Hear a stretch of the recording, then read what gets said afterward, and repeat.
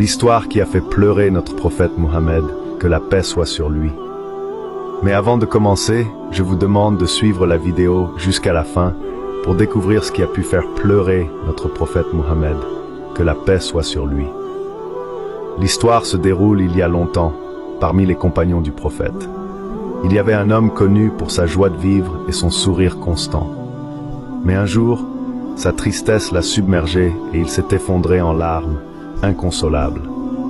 Les compagnons ont immédiatement appelé le prophète Mohammed, que la paix soit sur lui, qu'il vienne lui apporter du réconfort. Le prophète s'est approché de l'homme et lui a demandé ce qui lui arrivait. Et là, l'homme a révélé quelque chose de poignant, quelque chose qu'il n'avait jamais partagé auparavant.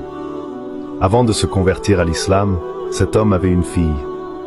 Au début, il avait envisagé de l'enterrer à sa naissance, car les coutumes pré-islamiques stigmatisaient les filles. Mais son amour de père était si fort qu'il n'a pas pu commettre cet acte impensable. Il a choisi d'élever sa fille avec amour, mais au fil du temps, les traditions et les pressions sociales l'ont tourmenté.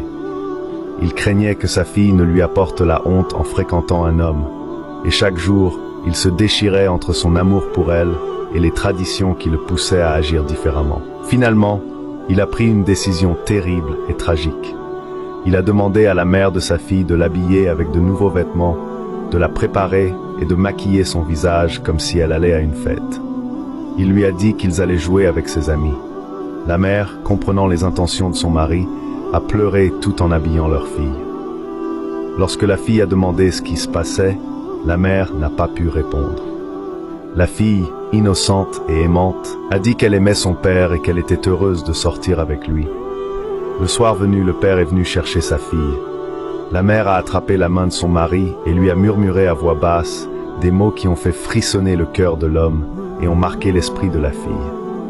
Elle lui a dit « Ô homme, ne perds pas le dépôt, Amana, ta fille est ton dépôt. » L'homme a emmené sa fille et sur le chemin, il a été tourmenté par ses pensées. La fille jouait joyeusement à côté de son père, ignorant tout de ce qui se passait dans son esprit. L'homme s'est approché d'un puits profond et a été envahi par le doute. Devait-il vraiment jeter sa fille dedans? Il a essayé de refouler ses pensées, mais elles ne le quittaient pas. Finalement, il a cédé à la pression des traditions pré-islamiques et a jeté sa fille dans le puits. Sa fille, avec des yeux remplis d'horreur, lui a dit « Oh papa, ne perds pas le dépôt ». Elle a répété ces mots encore et encore jusqu'à ce que sa voix s'affaiblisse et disparaisse.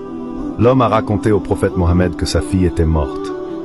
Le prophète a regardé vers le ciel, des larmes coulaient sur son visage, et il a dit à l'homme en larmes « Si Allah m'avait autorisé à punir ceux qui ont commis des meurtres avant l'islam, je t'aurais puni en premier. » Cette histoire a profondément ému le prophète Mohammed, que la paix soit sur lui, qui était rempli de compassion et de tristesse.